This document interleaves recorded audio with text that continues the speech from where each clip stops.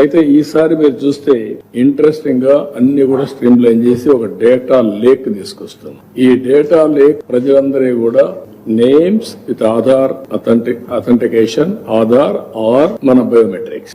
ఇంకొక పక్కన వీళ్ళందరూ ఏ ఇంట్లో ఉన్నారు, ఫ్యామిలీ యాజ్ ఎ యూనిట్, ఆ ఇల్లు కూడా జియో ట్యాగింగ్ చేసి ఒకవేళ ఇలాంటి విపత్తులు వస్తే ఆ ఇంటికి పోలేకపోతే ఎక్కడి నుంచైనా మెడిసిన్ పంపించాలన్నా, ఫుడ్ పంపించడానికి జియో ట్యాగింగ్ కూడా చేసి, ఇవన్నీ ఇంకో పక్కన సీసీటీవీ కెమెరాలు లేనప్పట్లో పెట్టిన కెమెరాలు కూడా పనిచేయకపోతే ఇప్పుడు అన్ని ఆపరేషన్ స్టార్ట్ చేశాం.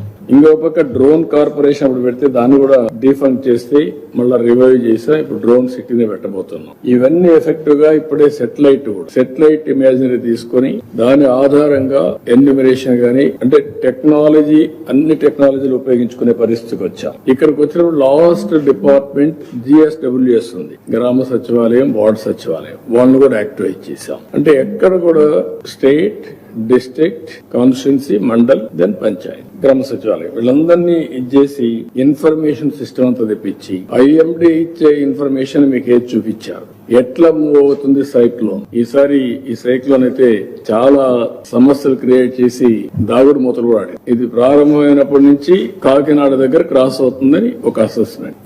అందరి ఫోకస్ ఏంటి, కాకినాడ దగ్గరే క్రాస్ అవుతుంది. మనం అందరం అక్కడ ఫోకస్ చేసి ఎక్కడ ప్రారంభమైన రెయిన్స్ ముందు రోజు అంటే నెల్లూరులో స్టార్ట్ అయ్యి అక్కడి తిరుపతి ఎంత పడి ఇంకొక పక్కన కావలికి వచ్చి హైయెస్ట్ 24 సెంటీమీటర్లు రెయిన్ఫాల్ పడే పరిస్థితి వచ్చి అక్కడి నుంచి డివాస్టేషన్ చేసుకుంటూ బాపట్ల ఇట్లొచ్చి దెన్ మచిలీపట్నం, దెన్ అంతర్వేది, నర్సాపూర్ దగ్గర అక్కడి నుంచి క్రాస్ అయ్యి రాజోల ద్వారా పైకి వెళ్ళడం. అక్కడ రెయిన్ తక్కువ పడింది. ఇక్కడి నుంచి వెళ్ళింది తెలంగాణలో విపరీతంగా పడింది. ఇప్పుడు అటుపోతే ఛత్తీస్గఢ్ లో పడిపోయి జార్ఖండ్ ఏరియా, ఇటు ఒరిస్సా అక్కడ ఎంత పడుతుంది చూడాలి. ఈ రోజు క్లౌడ్స్ మూవ్ అయినాయి.